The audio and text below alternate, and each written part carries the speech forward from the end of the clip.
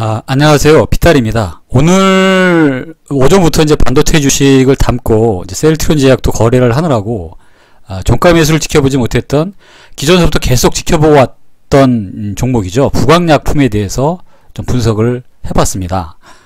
코로나 치료제 이슈에서 이제 가장 핫한 세 종목 중에 하나였었죠. 근데 이 부광약품이 이제 식약청에서 임상 허가를 받은 업체가 세 군데가 있죠.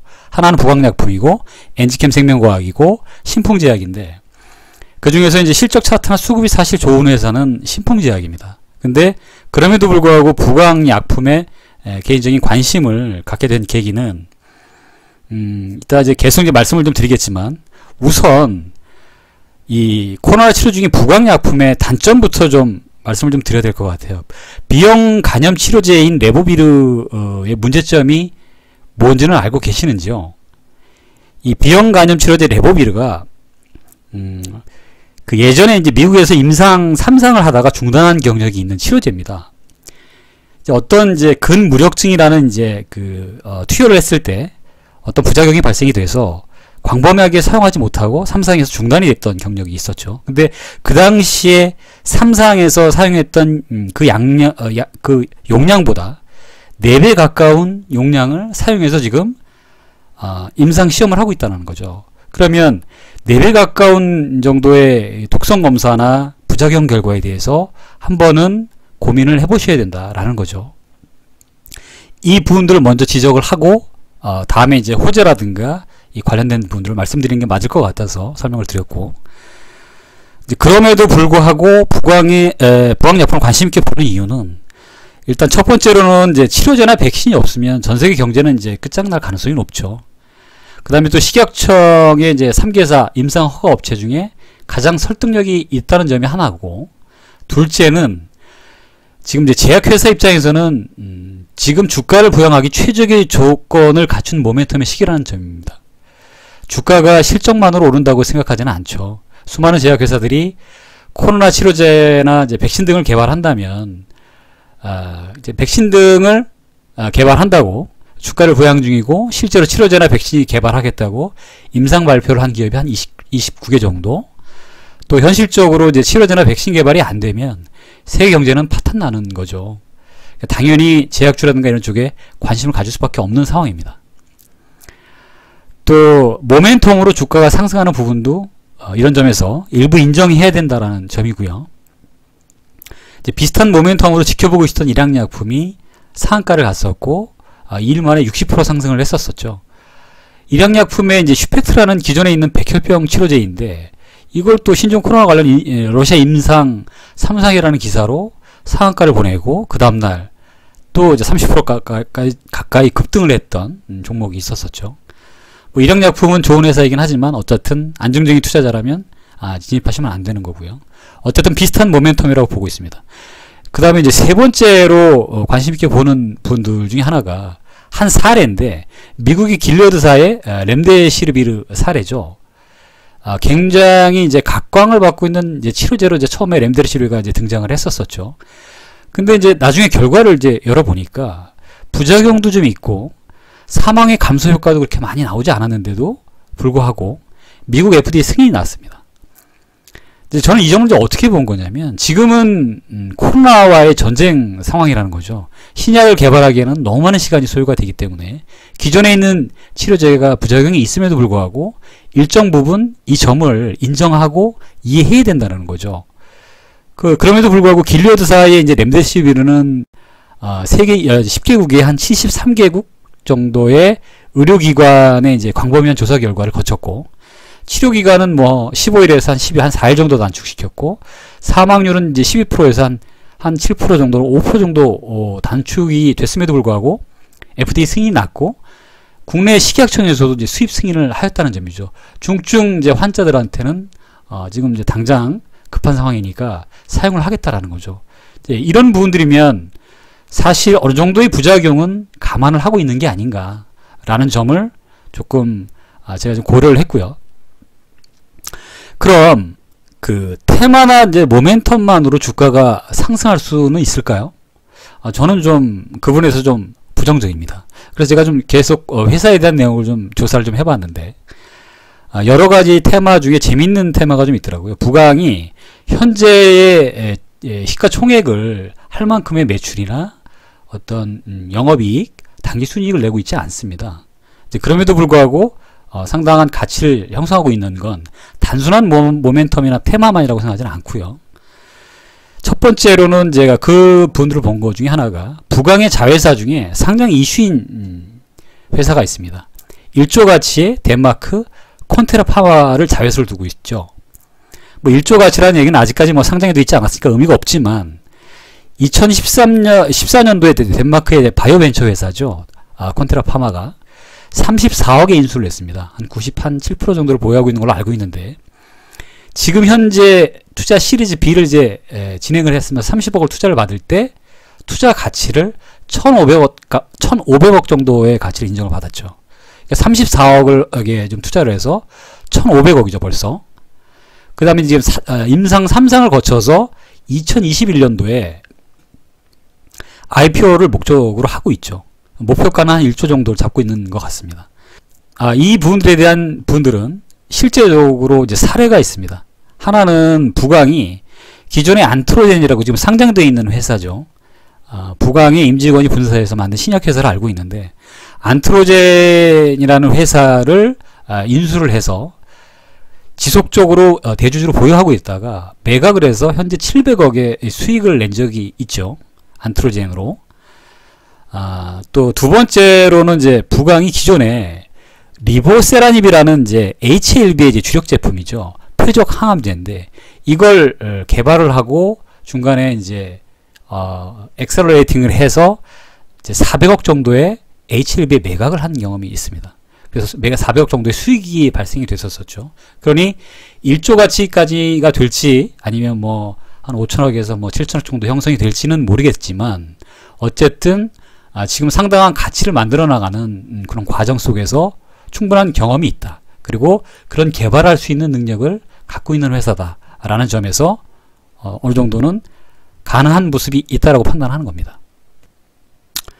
그 다음에 이제 세 번째로 이제 부강의 성장 동력을 이제 가만히 보니까 글로벌 네트워크를 통해서 좋은 신약 회사를 발굴 투자해서 개발해 다시 재매각을 하거나 기술 이전을 하거나 IPO 상장을 시키는 거죠. 이런 어떤 모델에 상당히 강점을 갖고 있다. 그리고 재무제표를 보면 시가총액 대비 안정적인 수익을 만들어내는 현금 창출원이 제품군이 그렇게 많아 보이지는 않더라고요. 이제 신약을 개발하는데 많은 비용이 있고 실패가 있기 때문에 전략적으로 이런 이제 엑셀러레이팅을 하고 개발을 해서 재매각을 하는 이런 과정들도 뭐 그다지 비즈니스 모델로서 나쁘지 않다고 생각을 합니다. 이런 레버비르가 실제적으로 어느 정도의 부작용이 있음에도 불구하고 어느 정도의 그 부분들의 효과와 램데르시빌 정도의 어떤 가치를 형성할 수 있다면 충분히 주가 모멘텀으로서는 성장할 수 있는 가능성이 여러 가지의 경로가 있다라고 개인적으로 생각을 하는 거죠. 그 다음에 이제 또 하나는 이제 신종 코로나 때문에 이제 제약에 관심이 많은 이제 기대를 갖고 있고 모멘텀이 있죠. 그 다음에 1조 가치의 콘테라 파마 상장 이슈 말고도 제약 쪽에 또 가장 큰 이슈가 7월달 SK 바이오팜의 상장 등이 있습니다. 제약 모멘텀이 이어질 가능성이 있다라는 거죠. 자, 여기까지는 이제 호재에 대한 설명을 좀 드렸고, 그럼 악재는 뭘까요? 악재는 아까 말씀을 좀 드렸던 이제 그런 부분들이 있었었죠. 부작용에 대한 부분들. 근데 그 실제적인 부작용은 뭐 이미 알고 있는 상황들이라고 저는 다 가정을 하고, 진짜 악재는 백신 개발입니다. 백신 개발이 왜 치료제와 이제 악재일까요? 이게 얼마 전에 이제 모더나사에서, 미국 모더나의 백신 개발 회사죠. 모더나사에서 백신 개발에 아주 호의적인 어떤 지표가 나왔다는 이유 하나만 가지로 중화항체 정도가 형성이 됐다라는 45명을 대상으로 임상을 했는데, 그거 하나만 가지고 제약주가 폭락을 했습니다. 그게 무슨 의미일까요? 악재가 백신 개발이다? 이게 무슨 의미일까요? 이유는 간단합니다. 진단검사 받고 병원에 입원하고 미국에서는 모두 개인보험으로 치료를 해야 되는데, 보험이 있는 경우에 보통이 진단검사 받고 하는 데까지 한 400만원, 많게는 한 1000만원 정도 든다고 합니다. 거기다 치료제 비용까지 감안하면 저소득층은 절대로 치료를 받을 수가 없죠.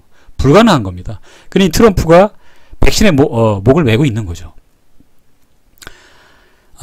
이제 모더나사가 45명 대상으로 백신 개발 성공했다는 뉴스, 그날 제약주들이 모두 급락을 했었죠. 그날 한번 상황을 좀 볼게요. 차트로. 이제 제가 관심을 가진 날짜가 이제 5월 18일 날 이날인데, 그 다음 날인 5월 19일 날 시초가가 마이너스 4%로 시작해서 마이너스 13.7% 정도까지 급락을 합니다.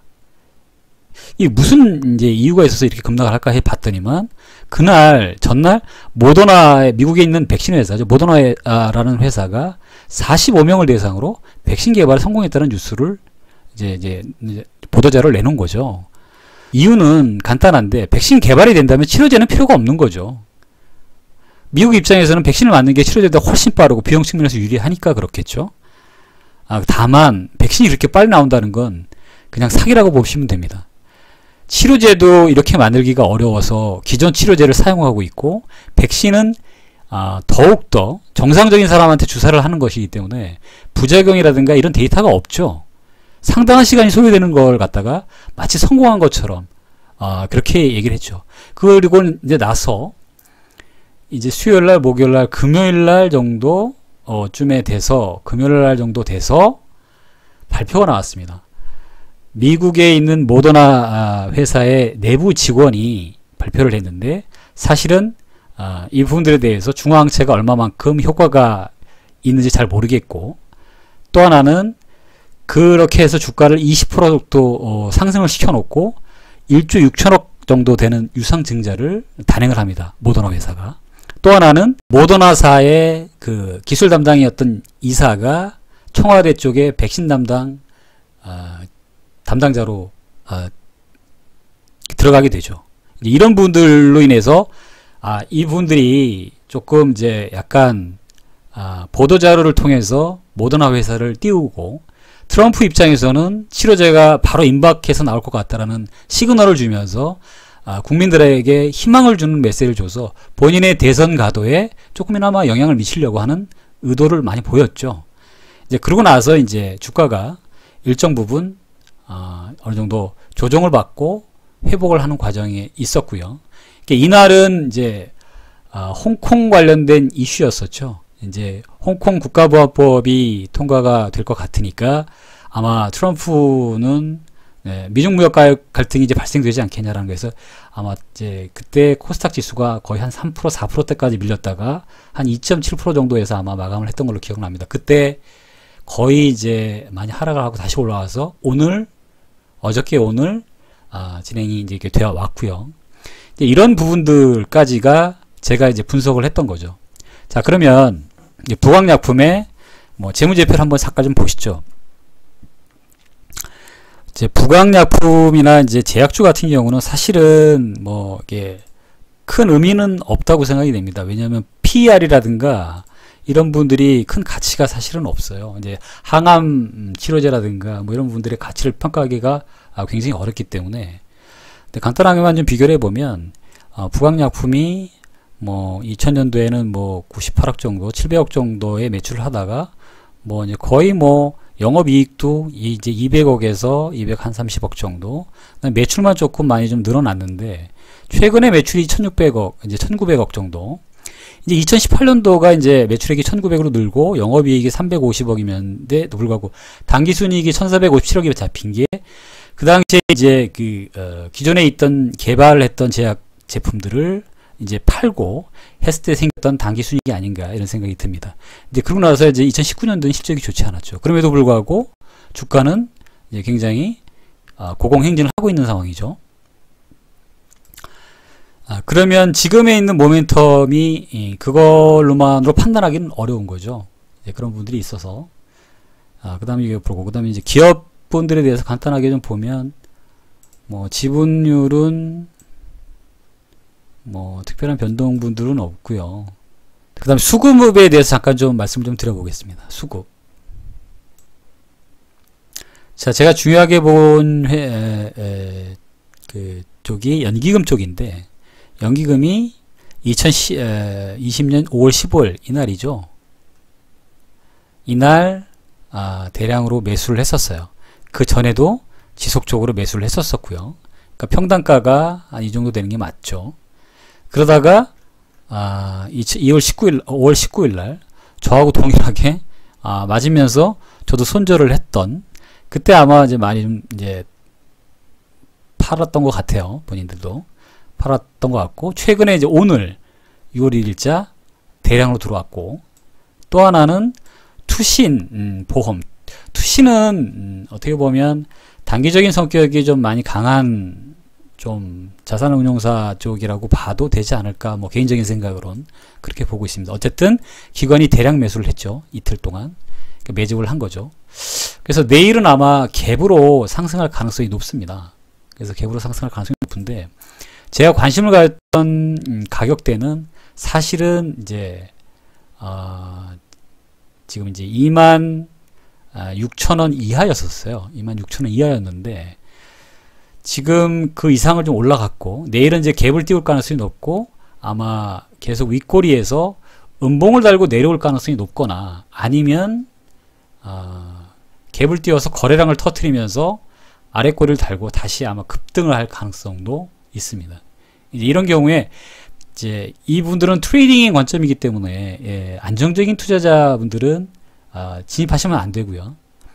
다만 주가가 조금 더 하락을 하고 제가 말씀드렸던 26,500원 선 정도 선에서 떨어지지 않는다면 매수를 한번 해보는 것도 괜찮을 거라는 생각에 오늘 이제 추천을 드리게 되었습니다. 오늘 사실 셀트리온 제약을 매매를 하느라고 이 부분들을 올리지 못했고, 오늘 이 셀트리온 제약은 내일 정도에 매매가 종료되는 시점으로 해서 다시 한번 정리를 해서 올려보도록 하겠습니다.